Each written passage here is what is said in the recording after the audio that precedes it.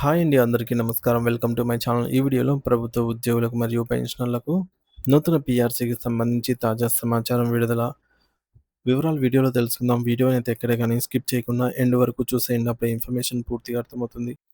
అలాగే వీడియో చూస్తున్న ప్రతి ఒక్కరు వీడియోకైతే లైక్ చేయండి ఫ్రెండ్స్. ఈ వీడియోని తోటి ఉద్యోగ, పెన్షనర్ మిత్రులతో అయితే షేర్ చేయండి.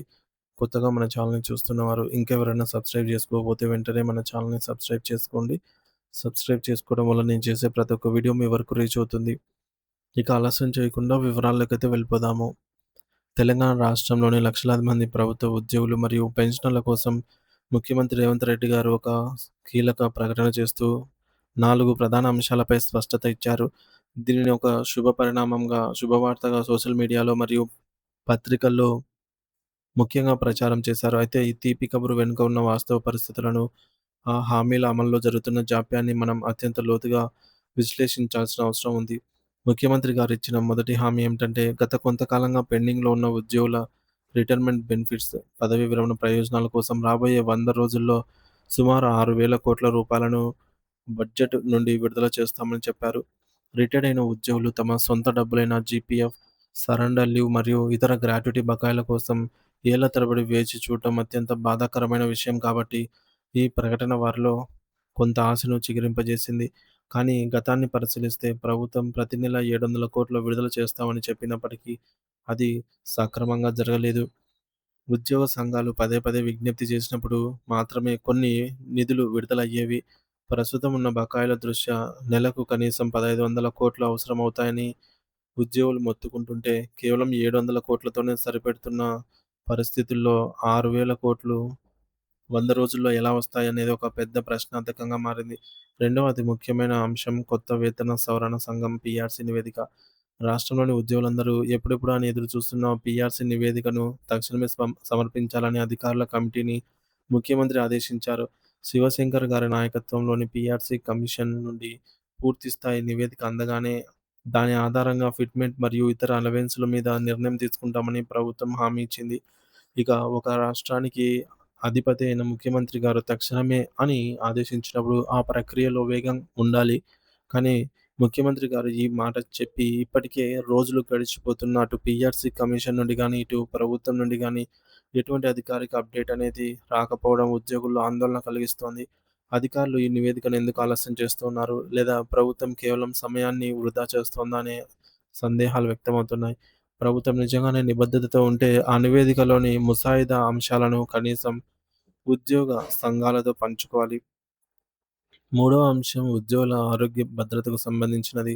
జూన్ 1వ తేదీలోపు రాష్ట్రంలోని ఉద్యోగులందరికీ కొత్త ఆరోగ్య కార్డులను, ఈహెచ్ఎస్ కార్డులను అందిస్తామని ముఖ్యమంత్రి గారు హామీ ఇచ్చారు. ప్రస్తుతం ఉన్న హెల్త్ కార్డులు ప్రైవేట్ ఆసుపత్రులలో పనిచేయకపోవడము, నగదు రహిత చికిత్స అందకపోవడంతో ఉద్యోగులు తీవ్ర ఇబ్బందులు పడుతున్నారు. మే 5వ తారీఖు ఇప్పటికే గడిచిపోయింది.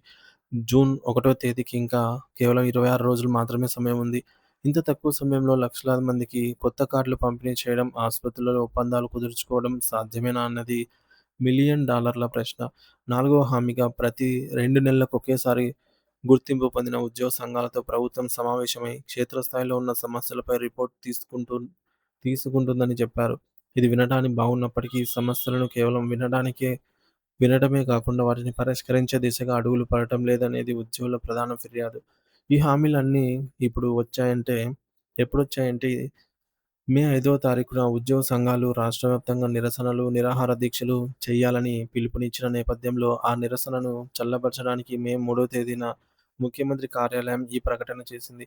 అంతేకాకుండా మే 4వ తేదీన ప్రత్యేక కేబినెట్ సమావేశం ఏర్పాటు చేసి ఉద్యోగుల సమస్యలపై కీలక నిర్ణయాలు తీసుకుంటామని నమ్మబలికారు. కానీ మే 4వ తేదీ వచ్చేసింది. మరి పోయింది. ఎటువంటి కేబినెట్ మీటింగ్ జరగలేదు. మే 5వ తేదీ కూడా గడిచిపోయింది. అటు అమలు లేదు. ఇటు నిర్ణయాలు లేవు. దీన్ని బట్టి చూస్తుంటే ఇవి కేవలం ఉద్యోగులను మభ్యపెట్టడానికి, వారి నిరసనలు ఆపడానికి చేసిన తాత్కాలిక హామీలు మాత్రమేనని స్పష్టమవుతోంది. ప్రభుత్వం మంత్రుల ద్వారా కేవలం మాటలు చెబుతోందే తప్ప అమలులో మాత్రం అడుగు ముందుకు పడటం లేదు అని ఉద్యోగులు తీవ్ర ఆగ్రహం అయితే వ్యక్తం చేస్తూ ఉన్నారు. మరి తెలంగాణ రాష్ట్రం ఏర్పడడంలో కీలక పాత్ర పోషించిన ప్రభుత్వ ఉద్యోగులు మరియు పెన్షనర్లు నేడు తమ హక్కుల కోసం ఇలా వేచి చూడాల్సి రావడం కేవలం 100 రోజులు 26 రోజులని గడువు విధించడం కాదు, చేతుల్లో చూపించాలి.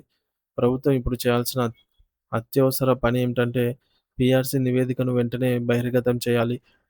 జూన్ 2వ తేదీన తెలంగాణ రాష్ట్ర ఆవిర్భావ దినోత్సవం జరుపుకోబోతున్నాం కాబట్టి, శుభ సందర్భంగా ఉద్యోగులకు 2 గొప్ప బహుమతులు ఇవ్వాలి. ఒకటి, అందరికీ ఆమోదయోగ్యమైన మంచి ఫిట్‌మెంట్‌తో కూడిన పీఆర్సీ ప్రకటన. 2, పూర్తి స్థాయిలో పనిచేసి నగదు రహిత ఆరోగ్య పథకం ఈహెచ్ఎస్. ఈ 2 అంశాలపై ప్రభుత్వం స్పష్టమైన జీవోలు విడుదల చేస్తేనే ఉద్యోగుల మనస్తాపం తగ్గుతుంది. లేని పక్షంలో ఈ గందరగోళం ఇలాగే కొనసాగితే ఉద్యోగ సంఘాలు మళ్ళీ పెద్ద ఎత్తున పోరాటానికి సిద్ధపడటం ఖాయంగా కనిపిస్తోంది. ముఖ్యమంత్రి గారు తన హామీలను నిలబెట్టుకొని మాట ఇచ్చినట్లుగా కేబినెట్ మీటింగ్ నిర్వహించి ఉద్యోగుల కుటుంబాల్లో వెలుగులు నింపాలనైతే అందరూ ఆశిస్తూ ఉన్నారు.